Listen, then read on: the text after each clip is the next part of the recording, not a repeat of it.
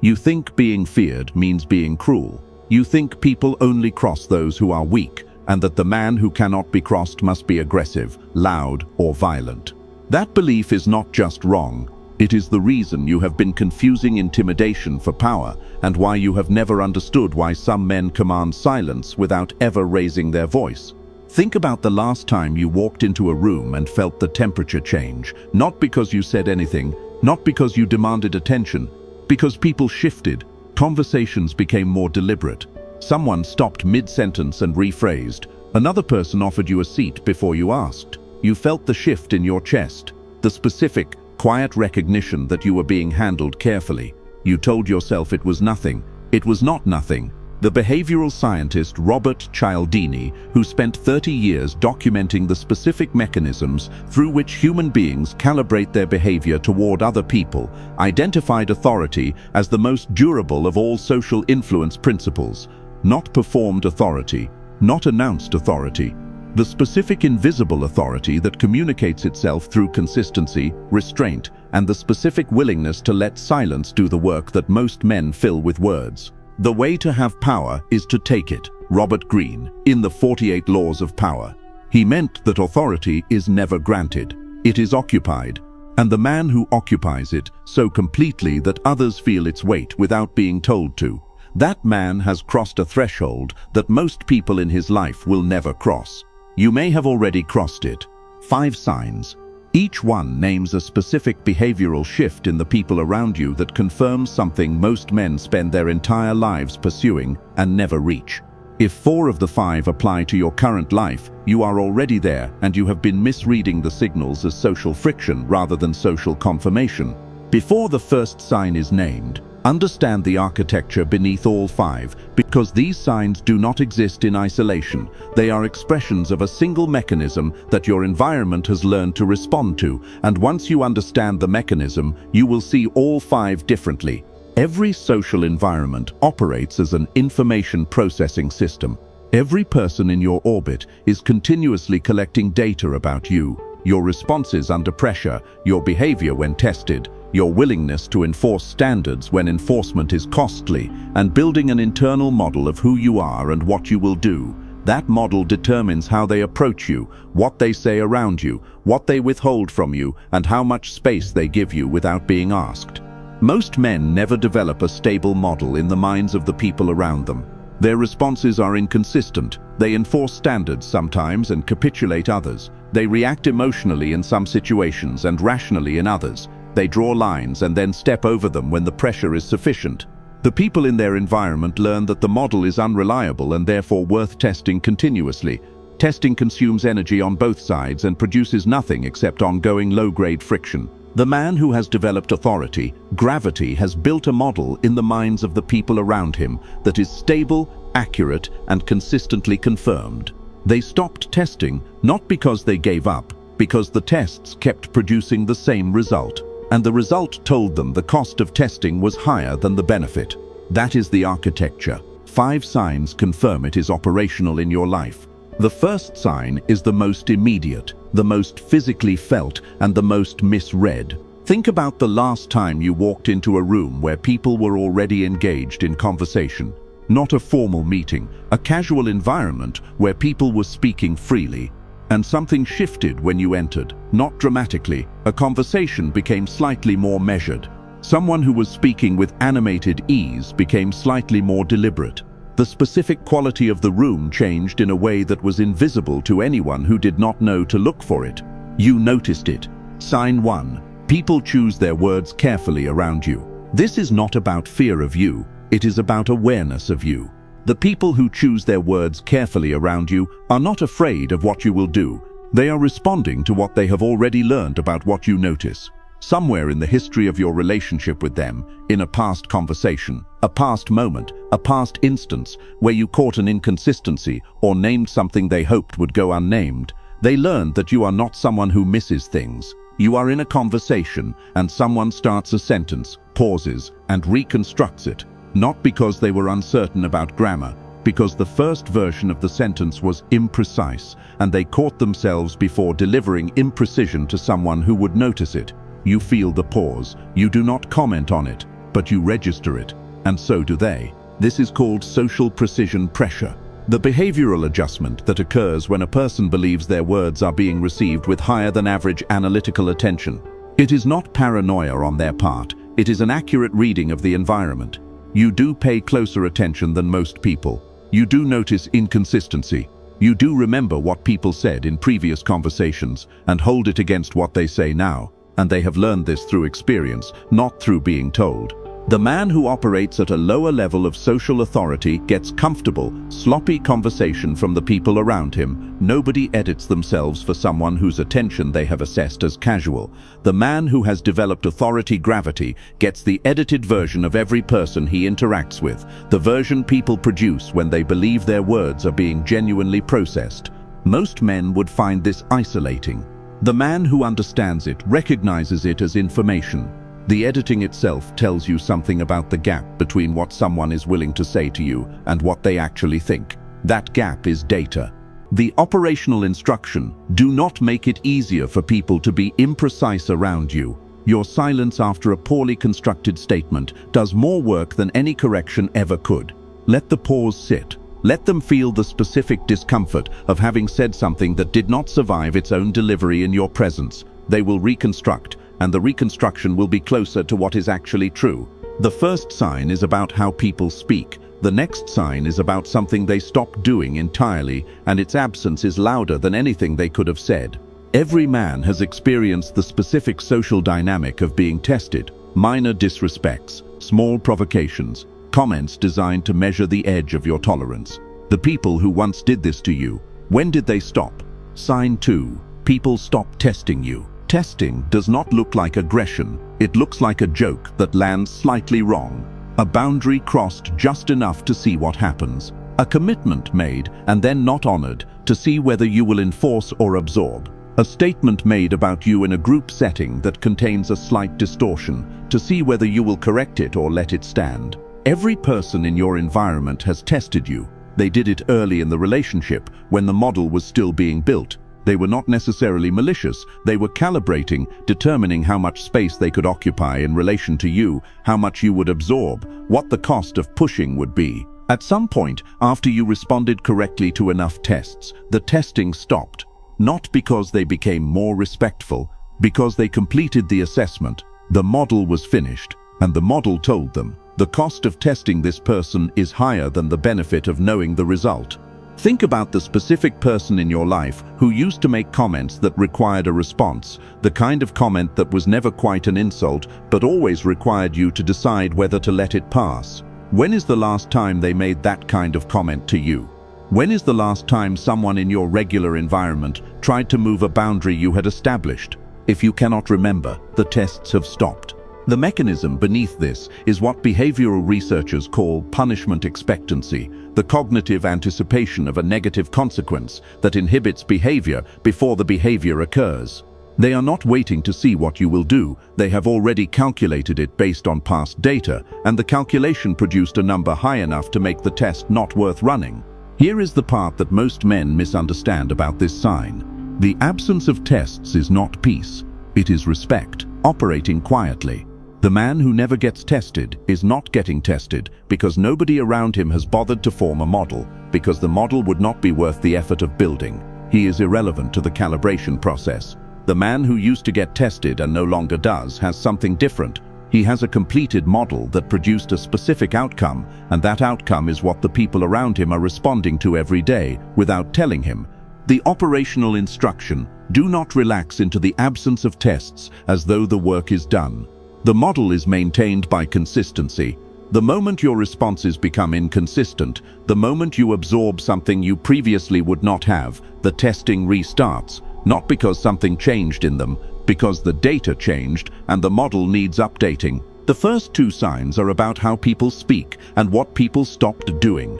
The next sign is about what your silence produces, and it is the most uncomfortable of the 5, because it is the sign that most closely resembles something that could be mistaken for intimidation, but has nothing to do with it. This sign has made men question whether they have become someone they did not intend to be. The answer is no. But understanding why requires understanding what silence actually communicates in a person who has developed authority, gravity. Sign 3. Your silence makes people uncomfortable. You have not said anything threatening. You have not expressed displeasure. You have not communicated disapproval through any word or visible expression. You simply have not responded yet. And the person across from you is filling the space you have left open with escalating anxiety that has nothing to do with anything you did. They are telling you something, and you are listening without reacting. They made a statement, and you have not confirmed it or denied it. They asked a question, and you are considering your response rather than producing one immediately. And while you are doing what most careful people do, thinking before speaking, the other person is experiencing your processing time as judgment. This is happening because your silence is not neutral to them. It has weight.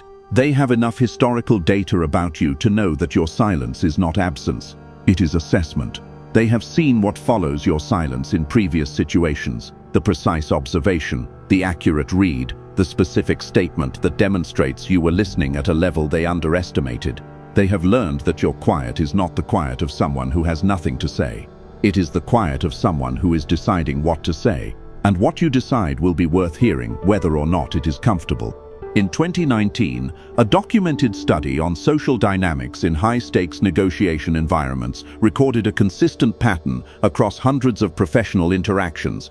Participants who had established reputations for precision and considered response, people whose previous interactions had trained observers to expect accuracy over speed, produced measurable increases in anxiety in their conversation partners during periods of silence, not because they had done anything threatening, because the established reputation made their silence feel loaded. The observers knew that what followed the silence would be accurate and consequential, and the anticipation of that accuracy was itself uncomfortable. Your silence makes people uncomfortable, not because you are menacing, but because your attention is valued and your responses are expected to be precise.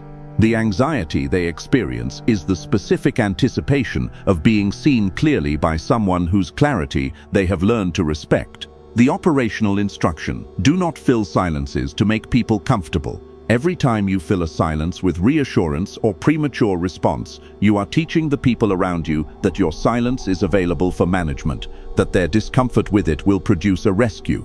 Let the silence do its work. The quality of what follows a genuine pause is always higher than the quality of what fills a manufactured one. And the people around you already know this from experience. Now think about the last time someone you respect gave you a compliment. And think about the last time someone you do not particularly respect gave you the same compliment. The words were identical. The impact was not. Why? That difference is what the next sign is about. And it is the most revealing of all 5, because it tells you something not just about your environment, but about what you have built internally. Sign 4. Your approval has weight that others does not. When you tell someone their work is good, genuinely good, the information lands differently than it would coming from most people. Not because you are more important in any external hierarchy, because the people who have interacted with you long enough have learned that your approval is not automatic. You do not compliment reflexively. You do not affirm mediocrity to smooth social friction. You do not produce enthusiasm on demand, because the social situation seems to require it. The people in your environment have observed this. They have watched you respond neutrally or critically to things that others praised, and they have updated their internal model accordingly. The model says this person's positive assessment is not distributed equally. It is calibrated to actual quality, which means when it is given, it means something. This is called scarcity value transfer. The psychological principle by which the rarity of a resource increases its perceived value regardless of the resource's intrinsic properties. Your approval has become a scarce resource in your environment, not because you calculated it that way, because you stopped manufacturing it to manage other people's comfort. The scarcity emerged naturally from your refusal to perform enthusiasm you did not feel. The specific experience of this sign: someone finishes a presentation, a project, a piece of work. They watch the room for reactions. They receive the automatic affirmations that rooms produce, the nodding, the "it was great," the "you killed it" from the people whose assessments they have long since discounted because they know those assessments arrive regardless of quality. And then they look at you, and your response, whatever it is, carries a weight that the automatic affirmations do not. If you say it was good, they believe it was good. Not because you are the final authority on quality, because you have earned the reputation of someone who would tell them if it was not. The dark mechanic operating beneath this sign is what psychologists call discriminative stimulus, the specific signal that a trained observer has learned to distinguish from background noise because it reliably precedes a meaningful outcome. In the language of human behavior, the people around you have learned that your approval is a signal worth tracking because it is not random. Random signals are ignored. Reliable signals are attended to. The operational instruction: protect the scarcity. The moment you begin affirming things you do not genuinely find worth, affirming to manage someone's feelings, to smooth a social moment, to make a situation more comfortable, you are inflating the currency. Inflation destroys value. Your approval is worth what it is because you have not inflated it. Every genuine affirmation you give is worth every time you withheld a false one. Do not trade that in. The previous 4 signs are about what other people do. The final sign is different. It is about what you have stopped doing and why what you stopped doing changed everything. This is the sign that separates the man who has genuinely developed authority gravity from the man who is performing it. And the difference is internal, invisible, and immediately felt by everyone in the room. Sign 5. You have stopped seeking confirmation from the room. At some point, without deciding to, you stopped looking around for validation that what you said landed correctly. You stopped monitoring people's expressions after you made a statement to verify that it was received well. You stopped softening your positions when you felt the room was not with you, and you stopped over-explaining yourself when you sensed that someone disagreed. You said what you meant, you let it sit, and you moved on. This is the most significant behavioral shift on the entire list, not because of what it produced externally, but because of what it reflects internally. Every behavior described in the previous 4 signs is a consequence of this one. The careful word choice from others, the ceased testing, the weight of your silence, the value of your approval, all of it flows from the specific reality that you have stopped needing the room's confirmation to feel settled in your own position. The man who seeks confirmation from the room teaches the room that his positions are negotiable, that his comfort is contingent on their approval, that he is performing his responses rather than delivering them, and the room responds accordingly by providing or withholding the confirmation as a form of control. People who need approval can be moved by its withdrawal. The man who needs approval can be managed by anyone willing to strategically withhold it. Theodore Roosevelt, who governed the most powerful country on earth in the early 20th century and who was documented extensively by his contemporaries as a man whose presence produced immediate authority calibration in every room he entered, was described repeatedly by foreign diplomats and domestic political opponents alike as impossible to manage through the conventional social mechanisms they used on everyone else. The mechanism they identified, he did not appear to need their approval of his positions in order to hold them. He listened, he considered. He updated when the logic required it, but he did not update when the social pressure required it. And the people who had tried to move him through social pressure, through the withdrawal of warmth, through collective disapproval, through making him feel isolated in his position, found that the mechanism did not work, and they stopped trying. The story of Roosevelt is the story of the 5th sign made historical. The room stopped testing him because the test did not produce the expected result. And once a room learns that the test does not work, it stops running the test and starts operating differently. You have experienced a version of this in your own social environment. The moment you stopped seeking confirmation, the environment stopped using confirmation as a lever, not because they became more ethical, because the lever stopped working. This is called approval independence, the internal state in which a person's behavioral decisions are not contingent on the positive response of the people observing them. It is not indifference to other people. It is the specific discipline of separating your assessment of quality from the room's response to it.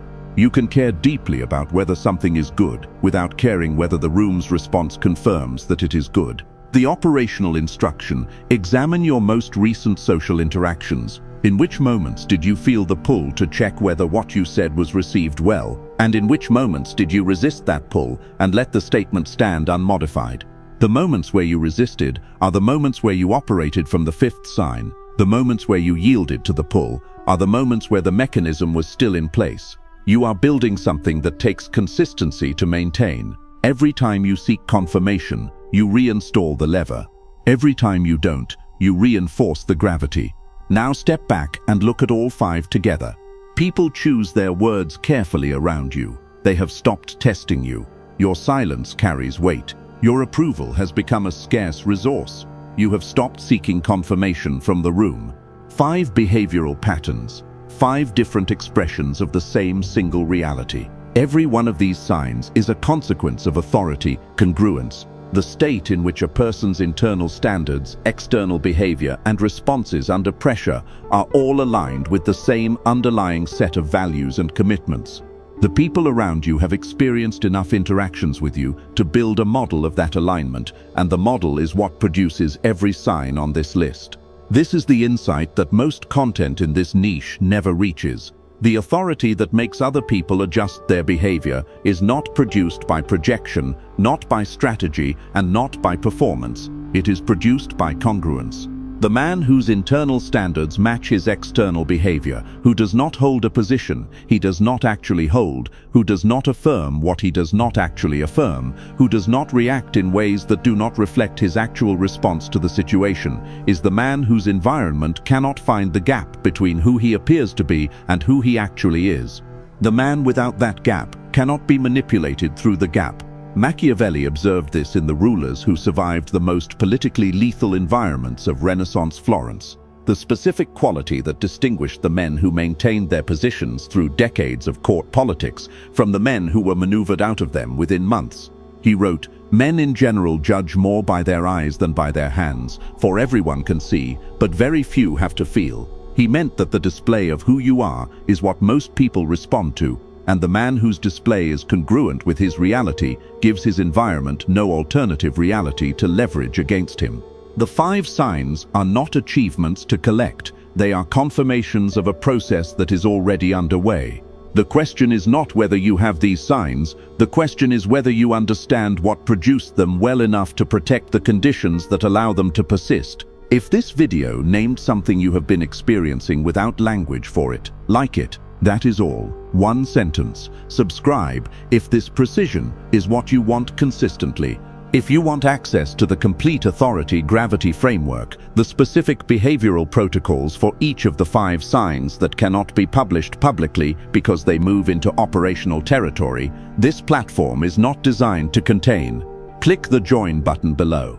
Inside, the advanced social mechanics of how authority gravity compounds over time, the specific situations where it is most vulnerable and how to protect it, and the documented patterns of how other men in your environment will attempt to recalibrate the dynamic once they realize the old mechanisms no longer work. The men inside already know why they pressed it. You stayed through a video that required you to examine your own social environment from the outside, the specific discipline of a man who is more interested in accurate maps than comfortable ones. The 5 signs are already operating in your life. You identified at least 3 of them before this video ended. The work now is not to pursue the signs. The signs are byproducts. The work is to maintain the internal conditions that produce them, the congruence, the consistency, the specific refusal to perform approval. You do not feel or hold positions. You do not actually occupy. Everything that made the room adjust to you came from that. Protect it like the asset it is.